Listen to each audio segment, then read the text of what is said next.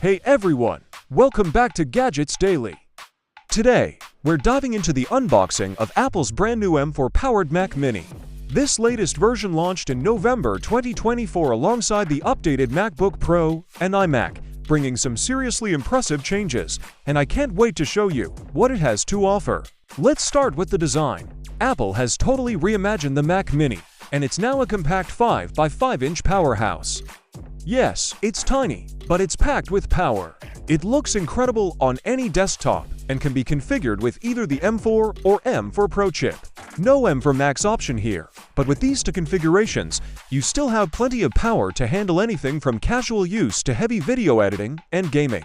Inside the box, Apple has included a nice braided power cable, which is longer than you might expect, and redesigned product documentation with a sleek, updated look for those who enjoy flipping through and getting to know their Mac. And here's something new. For the first time, Apple has added ports on the front of the Mac Mini. You've got USB-C ports and a 3.5mm audio jack right where they're easy to reach.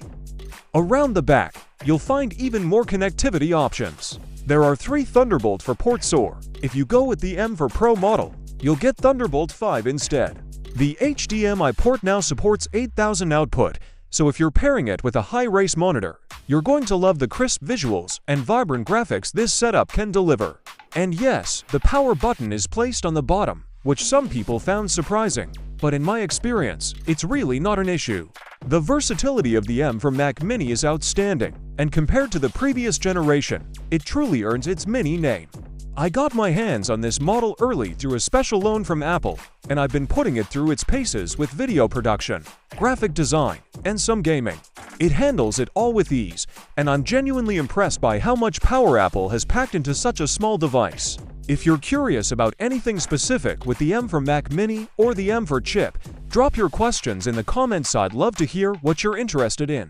And if you found this video useful or just fun to watch, please consider subscribing. Each subscription helps me grow this channel and reach new viewers, thanks to YouTube's recommendations. So hit that subscribe button and stay tuned. Thanks so much for watching, and if you want to see even more on the Mac Mini, don't miss my full review.